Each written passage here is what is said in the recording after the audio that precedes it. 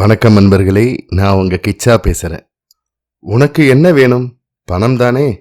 நான் தரேன். நீ என்னை தரிசனம் செஞ்சுட்டு போ அப்படின்னு கனவுல ஒரு பாட்டி கிட்ட மகாபிரிவா சொல்றார். சொன்ன மாதிரியே பணமும் பாட்டியை வந்தடைகிறது. பாட்டியும் கிளம்பி மகாபிரிவால பார்த்துட்டு போறா. அந்த சம்பவம் பத்தினது தான் இந்த பதிவு. அந்த சம்பவம் பற்றி மேலும் நம்ம தெரிஞ்சுக்கிறதுக்கு முன்னால் நம்ம சேனலை இது வரைக்கும் சப்ஸ்கிரைப் பண்ணாதவங்க கண்டிப்பாக பெல் ஐக்கான் கிளிக் பண்ணுங்க, சப்ஸ்கிரைப் பண்ணுங்க. மகாபெரியவா பல சமயங்களில் திடீர்னு க்ஷேத்ராடனம் போகலாம்னு சொல்லிட்டு தேவையானதெல்லாம் எடுத்து வச்சுக்க கூட கொஞ்சம் கூட அவகாசம் கொடுக்காம புறப்பட்டுருவார்.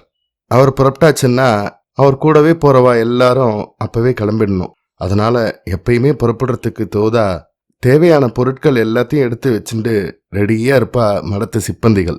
நிறைய க்ஷேத்திரங்களுக்கு போயிட்டு அப்படியே திருவையாருக்கு சேர்ந்த மகாபெரியவா 2-3 நாள் அங்கேயே தங்கலாம்னு தீர்மானிச்சா.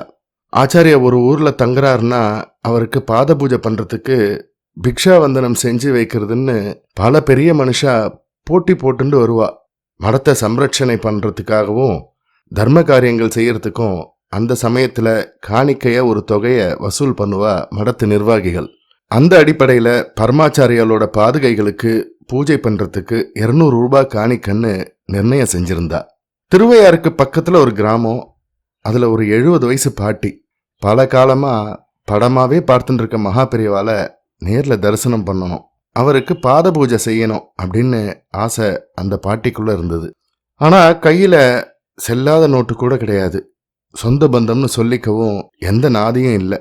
மனசுக்குள்ளேயே பெரியவாளை நினச்சிண்டு படத்துக்கு முன்னால் நின்றுண்டு பிரார்த்தனை பண்ணா. அன்னைக்கு ராத்திரி பாட்டிக்கு ஒரு கனவு. உனக்கு என்ன வேணும்? பணம் தானே? நான் தரேன். நீ தரிசனம் செஞ்சுட்டு போ அப்படின்னு பெரியவா சொல்றாப்புல அந்த கனவை கண்டதுக்கு அப்புறம் அந்த பாட்டி தூங்கவே இல்லை. எப்படியும் தமக்கு காசு கிடைச்சிரும், மகாபெரியவாளை பார்க்க தயாரா இருந்தா.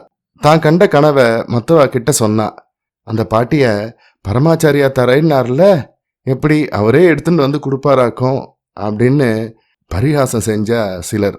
ஆனா பாட்டி நம்பிக்கையோட இருந்தா. மணி 11 ஆச்சு.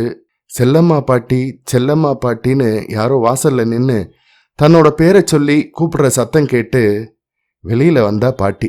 இந்தாங்க, சீக்கிரமா இதுல கையெழுத்து போட்டுட்டு இந்த பணத்தை வாங்கிக்கோங்க. 200 ரூபாய் உங்களுக்கு மணி ஆர்டர் வந்திருக்கு. வாசல்ல நின்ன தபால்காரர் பாட்டிகிட்ட அப்படி சொன்னார். பாட்டிக்கு தன்னையே நம்ப முடியல. எனக்கா பணமா? யார் அனுப்பியிருப்பா? தழுதழுப்பா கேட்டா. அதெல்லாம் யாருன்னு தெரியல. பணத்தை அனுப்பினவா ஃபாரத்தில் பேர் அட்ரஸ் எல்லாம் எழுதலை. ஆனால் தபால் ஆஃபீஸ் முத்திரையிலேருந்து காஞ்சிபுரத்துலேருந்து அனுப்பியிருக்கான்னு மட்டும் தெரியறது அப்படின்னார் தபால்காரர்.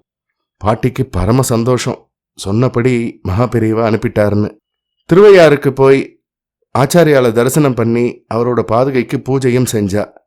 என்ன ஆசை பூர்த்தியாச்சா அப்படின்னு கேட்டு பழம் கல்கண்டு பிரசாதம் கொடுத்து ஆசீர்வாதம் பண்ணினார் மகாபெரியவா. பாட்டியோட கண்ணிலேருந்து பொல பொலன்னு ஆனந்த பாஷ்யம் வழிஞ்சுது. பரம சந்தோஷமா பிரசாதத்தை வாங்கிட்டு போனா பாட்டி. பாட்டிக்கு பணம் அனுப்புனது யாருன்னு கடைசி வரைக்கும் ஒருத்தருக்கும் தெரியவே இல்லை. ஆனா பரமாச்சாரியா தான் தனக்கு பணம் அனுப்புனான்னு பரிபூரணமா நம்பினா பாட்டி. யாருக்கு என்ன தரணும், எப்போ தரணும், எப்படி தரணும், அதை அனுபவிக்க அவளால முடியணும். இதெல்லாம் சுவாமியால மட்டும்தானே முடிவு பண்ண முடியும். அப்படின்னா பரமாச்சாரியாலும் தெய்வம் தானே. ஜெய ஜெய சங்கர ஹர ஹர சங்கர. இந்த பதிவு உங்களுக்கு பிடிச்சிருந்தா லைக் பண்ணுங்க, ஷேர் பண்ணுங்க, கமெண்ட் பண்ணுங்க. மறக்காம பெல் ஐக்கான் கிளிக் பண்ணுங்க, சப்ஸ்கிரைப் பண்ணுங்க. நன்றி அன்பர்களே.